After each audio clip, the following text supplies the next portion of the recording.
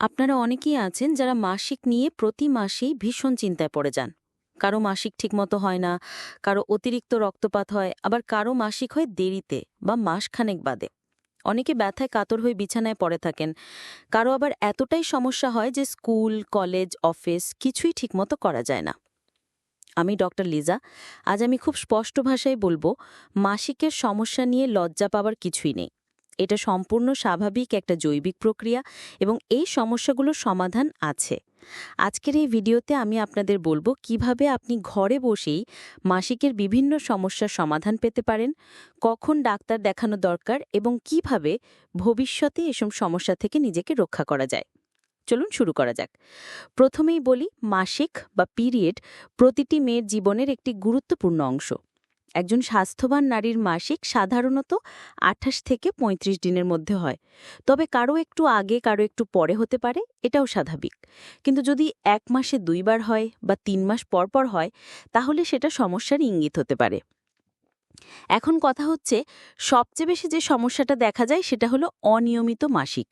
এর পেছনে বিভিন্ন কারণ থাকতে পারে, যেমন হরমোনের অসামঞ্জস্যতা, অতিরিক্ত মানসিক চাপ, হঠাৎ ওজন বেড়ে যাওয়া বা কমে যাওয়া, থাইরয়েড সমস্যা, পলিসিস্টিক ওভারিয়ান সিনড্রোম বা পিসিওএস, অতিরিক্ত ব্যায়াম, সঠিক খাদ্যাভ্যাস না থাকা। যদি আপনার মাসিক অনিয়মিত হয়, তাহলে প্রথমেই আপনার রুটিনে নজর দিন।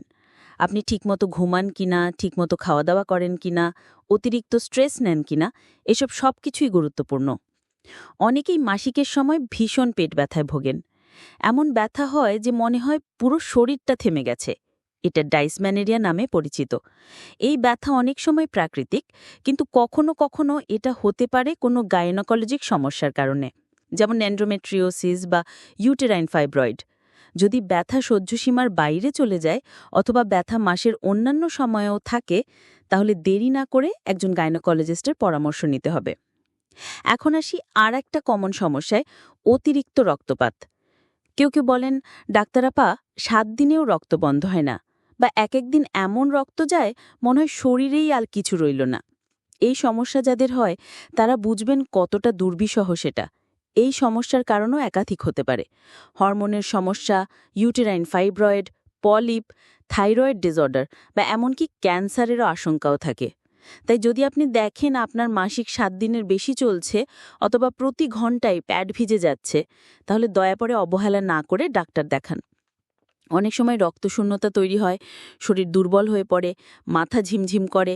এসব এসব কিছুই আপনার জীবনের গতিকে ধীর করে দেয়। এখন অনেকেই বলেন, ডাক্তার আপা, আমার তো মাসে মাসে মাসিকই হয় না, একবার ২ মাস পরে হয়, এটা কি ঠিক? না, এটা ঠিক নয়। যদি আপনি ৩ মাস পর্যন্ত মাসিক না পান, তাহলে সেটাকে অ্যামেনোরিয়া হিসেবে ধরা হয়। বিশেষত যারা পিসিওএসে ভোগেন তাদের মাঝে এটা বেশি দেখা যায়।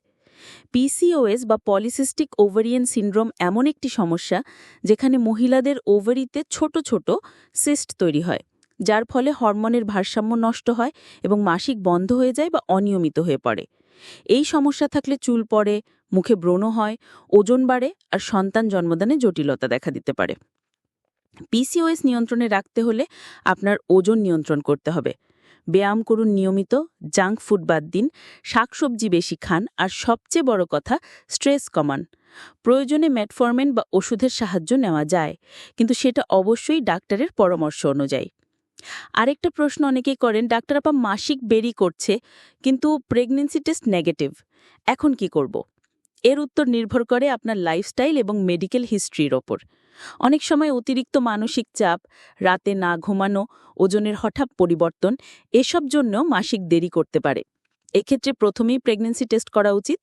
তারপর অপেক্ষা করুন ১ সপ্তাহ। যদি এর পরেও মাসিক না আসে, ডাক্তার দেখান এবং প্রয়োজনে আল্ট্রাসাউন্ড করান। অনেক সময় মেয়েদের বিয়ের আগে মাসিক অনিয়মিত থাকলেও বিয়ের পর ঠিক হয়ে যায়। আবার অনেকে ভয় পান, বিয়ের আগে যদি মাসিক অনিয়মিত থাকে তাহলে সন্তান হবে কিনা। এর জন্য অযথা দুশ্চিন্তা করবেন না। সঠিক চিকিৎসা নিলে সবই সম্ভব। আর একটা গুরুত্বপূর্ণ বিষয় হলো মেয়েদের মাসিকের সময় হাইজিন বা পরিষ্কার পরিচ্ছন্নতা বজায় রাখা। অনেকে কাপড় ব্যবহার করেন প্যাডের পরিবর্তে, কিন্তু সেটা যদি ভালোভাবে পরিষ্কার না করা হয় তাহলে সংক্রমণ হতে পারে। অন্তত ৪ ঘন্টা পর পর প্যাড পরিবর্তন করা উচিত। কখনোই একটা প্যাড সারাদিন ব্যবহার করবেন না।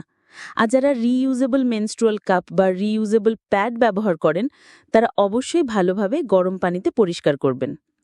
অনেক মা-মেয়েই মাসিক নিয়ে খোলাখুলি কথা বলেন না, এটা এখন একটা ট্যাবু। কিন্তু আপনার সন্তানের শরীর যদি কিছু বলে, আপনি কি শুনবেন না? তাকে বুঝতে দিন, সাহস দিন, জানার সুযোগ দিন।